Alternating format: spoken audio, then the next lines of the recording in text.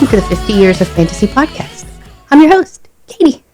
Today I'm interviewing my husband, Chris, who is also the director of the movie, 50 Years of Fantasy. So I've got some, documentary creation questions to ask you. So we'll just get to it. Well, let's start with, where is this going to go to? This is to our Patreon. So it'll go in our insider tier, which is $5 a month, where we're going to put full interviews, kind of raw video, behind the scenes, anything like that. And then we also have a director's tier, which is $10 a month, where you can get kind of post-production processes and stuff. So like you can see how Chris is coming up with the music. You can see how he edits things. Like how do you sync up audio and video when you get it in raw? All those kinds of things. We've had a lot of questions and people want to know like how do you make a documentary? How do you make a film? So we wanted to give a tier that gives insight into that. And that's what she did. She did that. And I just said, here's some pictures, here's some videos, help me out. And so she set up a Patreon. She's the person who's posting a lot of social media for us. And so I'm just grateful that she's excited about this project as much as excited about this project as I am, so much so that she's given some of her time away from everything else that she already does in her life that I'm so grateful for. So, yeah. You got questions for me? I hear you have questions for me. Yes, I have questions. What inspired you to take on this documentary project? Well, I had a friend, and he introduced me to this game and started he went to a convention and interviewed some people, got invited, we got involved, and now we've traveled almost 60,000 miles, gone to a different country, traveled all the way across the United States to Seattle. We've gone to Lake Geneva, Wisconsin, Savannah, Georgia, Columbus, Ohio, going down to Jackson, Georgia this week to where Stranger Things is filmed. I went to London, England. We've gone to northern England up to Newcastle and spent time in a 600-year-old castle with folks at D&D in a castle. And so the inspiration that for the film itself, now that I'm starting to see the story unfold, really is that it's a joyful story. It's a story that enables people to connect with each other, and it was because it was born from necessity. It was some people who loved storytelling so much and they needed an audience for it, and they found one, so much so that it's now somewhere between 70 and 80 million people who play a version of Dungeons and Dragons or TTRPGs worldwide, which is incredible. That's awesome. Can you walk us through the initial brainstorming and like storyboarding process?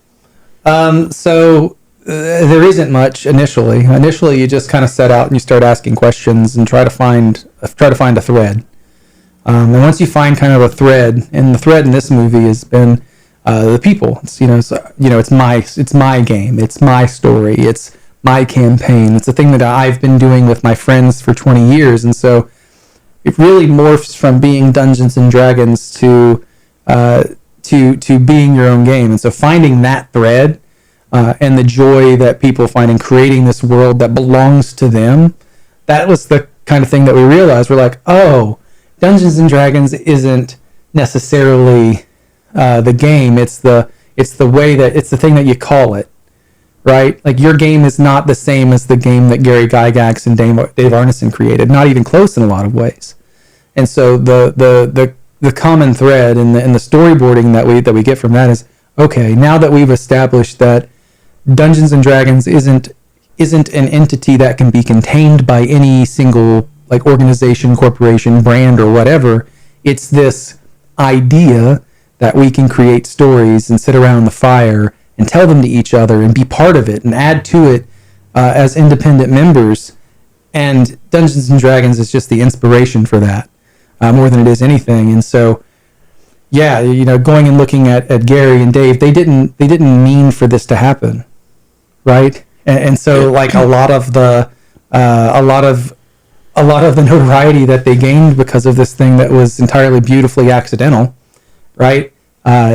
Wasn't necessarily for them. It was for the idea that they created.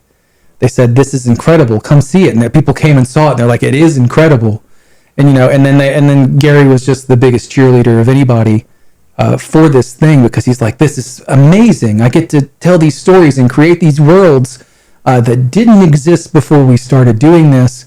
And he just said, "Come on, let's do this." And so now, again, it's 80 million people. That's pretty incredible. That is incredible. And it's like people are all making their own stories and their own versions. Yeah. Just like you. Yeah, with I mean, this film. So that's kind of,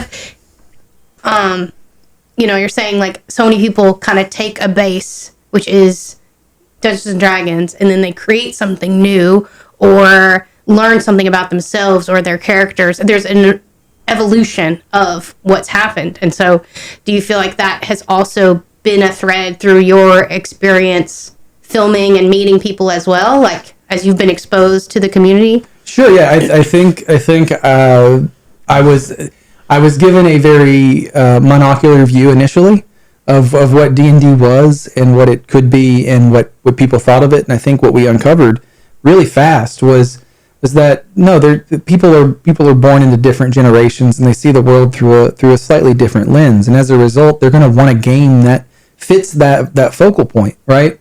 And so the 70s is dramatically different than right now. Right? We didn't have cell phones, we didn't have computers, people didn't grow up playing video games. People grew up maybe watching TV. TV was still early then, right? And so you had a couple of channels and a handful of television shows, and if that wasn't your thing and you enjoyed fantasy, you turned to the novels, you turned to art. And that's exactly what Gary and Dave and these folks did, is they turned to a different medium than was even popular in the 70s, right? And so now that medium, the medium that they created, has morphed into the mainstream, and more mainstream formats have taken notice and put it in. I mean, we're making a movie about it, right? So I think that as the world shifts, so does the way that we tell those same stories, right? And so Dungeons and Dragons is going to be different every single generation from table to table, because, I mean, we didn't grow up the same way. The people are different, and so their games are going to be different. Bingo. And so, naturally, the way that the people who come into the new organizations, to Wizards of the Coast, the Hasbro, yes, there is a corporate and monetary incentive, but I think that the people that they hire are people who are going to be able to speak most clearly to the next generation of people who are going to play Dungeons and Dragons. And whether we like it or not, like, the numbers don't lie. Like, there are a lot more people now that have been playing it in the past 10, 20 years because of the cultural phenomenon surrounding it. And that was a business play from Hasbro, from Wizards of the Coast, to improve the effectiveness of selling the product. And it worked. 80 million people. You can't look at that and say that that's not impressive. But it rapidly expanded. You're talking about 50 years, something that started, with a wargaming convention with a couple of hundred people, to now Gen Con. 60, 70,000 people show up to play board games over 4 days on a weekend in Indianapolis. It's grown because it's a good idea, and it will continue to grow because it's a good idea. So yeah, but I think that it does have to shift, because so does the world, and so do the people in it. Awesome.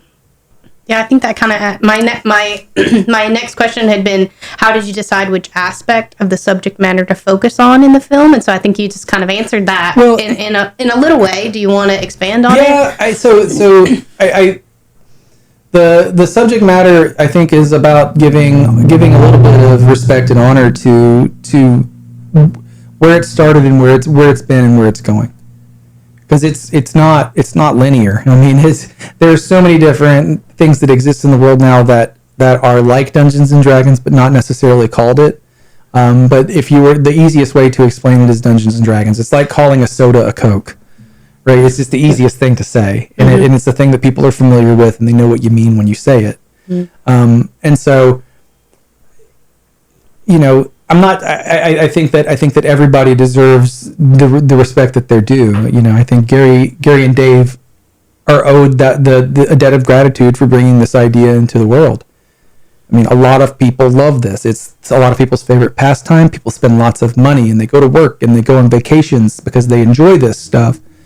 And so I think it's really important to remember that this idea didn't have to exist. And the reason that it exists is because there were a couple of friends who were hanging out and came up and said, you know what would be a great idea? And then they did something with it. And it started in a tiny little basement in Lake Geneva, Wisconsin. And now you can go anywhere in the world almost, and there it is. Yeah. It's pretty incredible. And it's been an inspiration. I think a lot of folks don't realize how much of an inspiration it is on the mainstream that you see now. I said Stranger Things, but it's not just Stranger Things. It's like you look at games like Diablo, you look at games like World of Warcraft. Some of the artists that worked at TSR with Gary making Dungeons and Dragons also are responsible for some of the concept art that went into making some of the most famous games that people play all around the world right now. And so, even these young people who are just now starting to play these games, who are falling in love with these games that are very modern right now, they owe a debt of gratitude even to Gary Gygax and to some of the artists who worked with him to create Dungeons and Dragons. Yeah, so it's kind of the game mechanics, right? Like the game mechanics are what you're seeing in these, like, Dungeons and Dragons original game mechanics. It's not just the game mechanics. I mean, yes, you're seeing game mechanics introduced in things like Diablo and World of Warcraft. Those things are very, very seriously based, like not loosely, based on game mechanics from Dungeons and Dragons. Yes, even chance, like the likelihood of a creature dropping like very high quality loot or a lot of gold. Like those are probability. Like that were written into some of the games that Gary and Dave created, and then were expanded upon and made better throughout the years, or worse, depending on who you are and how you look at it, right? and how fast your character died, right? And so a lot of those game mechanics, but not just that. I mean, you look at figures like Braum. Braum has worked on Diablo and World of Warcraft, and he worked with Blizzard. And so a lot of those games that are enjoyed right now, that are some of the most popular games in the world, the art that you saw in the Dark Sun campaign from TSR, the guy who is responsible for that work is also responsible for a lot of the work that you see in some of these other video games. And that's incredible. You don't realize that. Like, I didn't realize that because that was I played Diablo 2, and all that stuff growing up. And it's just like this is so cool. I love the art. And to now have gone and been in Savannah, I hear that he watched this silly thing that I had to perform in. That's kind of a neat feeling to know that someone of that caliber is just in the room, right? And had such a big impact without like you didn't know this one person or these group of people are impacting all these little experiences that you've had in your life. And you had no idea. So, your hope maybe for the film is kind of connect those points just to kind of let people know where it began and how they're not, maybe they're not a tabletop gamer, but that's okay because your life is touched by D&D history, significance, mechanisms, other things, pop culture, whether you realize it or not. Yes, 100% you are. And I think that's it. When you start following the history down to the root, I mean, it's incredible. Because who was it? I think it was Newton who said, "If I were to see further, it was because I stood on the shoulders of giants." I mean, if you followed all the way down, I mean, you're going back to Jack Vance, you're going back to Tolkien, you're going back to all of these inspirations that helped them see the fantasy side of it applied to the wargaming side of this hobby they enjoyed of simulating historical battles. And they're like, well, what if this was elves? And they're like, what if it was elves? Right. And and what if it wasn't battle formations that we are already aware of? What if it was unique? What if we could cast invisibility shields or shoot fireballs? How would these armies think differently strategically? It's like suddenly you've introduced all of these dynamics and these new questions that you can ask out of curiosity, and now you get to build up this world around what if that did happen? Right. And that's so cool. How else do you get to do that? Yeah, that's cool. So kind of building on the what you don't know what's going to happen next, and and things like that. What challenges have you faced during the filming process, and how did you overcome them? Was there anything that person you were really nervous about, or arrangements that got really hard, or shots that were difficult, or just, any challenges that you could speak about that you had no idea. New challenges. Roll for what, my issue is that I always feel like I'm not doing enough.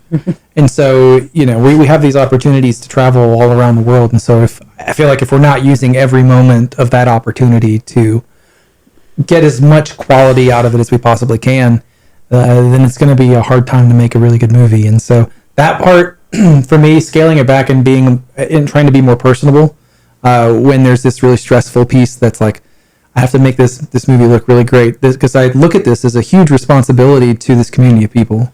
I look at it as a huge responsibility to the Gygax family. I look at it as a huge responsibility to the Arneson family and everyone who worked at TSR and who has made art for Dungeons and Dragons and who loves this game. It is a big responsibility to take this seriously, but also to represent it with joy, because that is the thing that it gives out all the people who are involved in this. It's such a joyful thing when you speak to people about it. And I think you'll see that when you start seeing some of the interviews in the film. Like that. Oh man. It's like it's like talking to someone about their favorite thing. I'm getting chills right now thinking about them, because we had so many of those happen. But yeah. So I guess your challenge is like, how authentic and genuine can you really represent these people, the way they feel honestly about the game, how it impacts their 100%. Lives. Like, it's just that not burden, but like heavy responsibility. Like, it's a challenge that. Well, it's a heavy responsibility, and then I'm a stickler for not for perfection, but knowing when you have to go fast and when you can slow down, and for me, when you're working with when you have a limited amount of time to get everything that you need to get, that part can be stressful.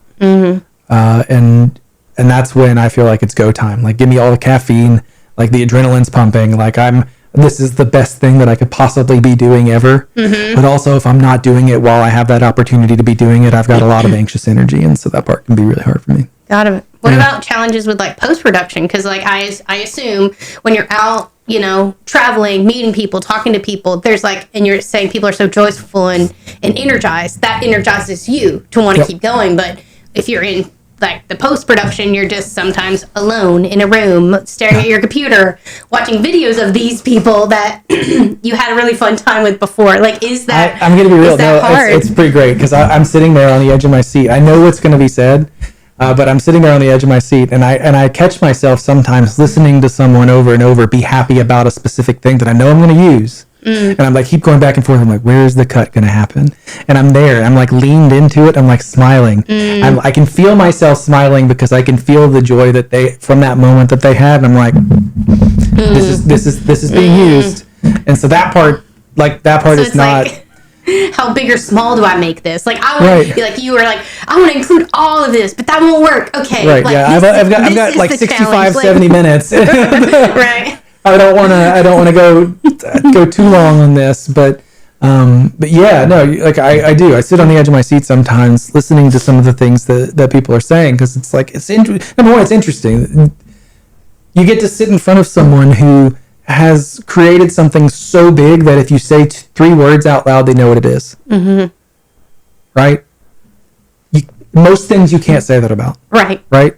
And that person is sitting in front of me and telling me this story. Whoa, that's incredible. Number one. Number two, like, I'm a fan. Like, I get to a lot of this stuff. I'm not even being introduced into their art until I meet them, and I'm just like, this is incredible. Like, I get to be blown away for the first time, and they get to see an authentic reaction from me about the thing that they do. And let me tell you, as someone who is an artist, there's no better feeling than that first reaction that you get from someone who experiences your thing for the first time. That's the best reaction, because they haven't had time to think about it. It's just pure emotion, right? And that's the best. So. Oh, awesome! This kind of leads into my next question, which was, what has been the most rewarding part of working on this so far?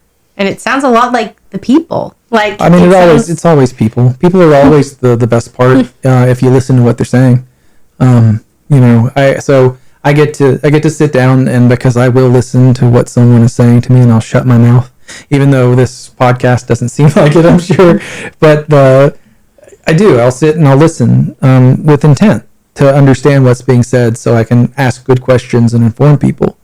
Because I think I think everyone has a story to tell, and I think especially with D&D being the kind of thing it is, you're playing with other people, and the stories have consequence for them too. That every person who has a D&D campaign, who has a D&D story, that their story is just as important as anyone else's, because it's your table, it's your world, you get to live there, and if anyone tells you that their world's more important, to hell with them, because it's not true. And so, yeah, that's been the most rewarding part, is that I get to see people experiencing some of the most joyful moments of their life, and then tell me about it. That's pretty killer. Oh, yeah. Wonderful. Well, those are all of my questions right now about the creative process. We'll cover more topics in other podcasts and other videos. So I'm excited to dive deeper into like behind the scenes stuff. Yep. And, we should do an entire episode about England. We could do, there's all sorts of things. I'm sure if you wanted to talk to anybody specifically, I could give him a call, and he'd probably be willing to do a video call where you could interview him. Yeah, we'll make some things happen for your 50 years of fantasy podcast. Yes, and we'll, let's close out with release date.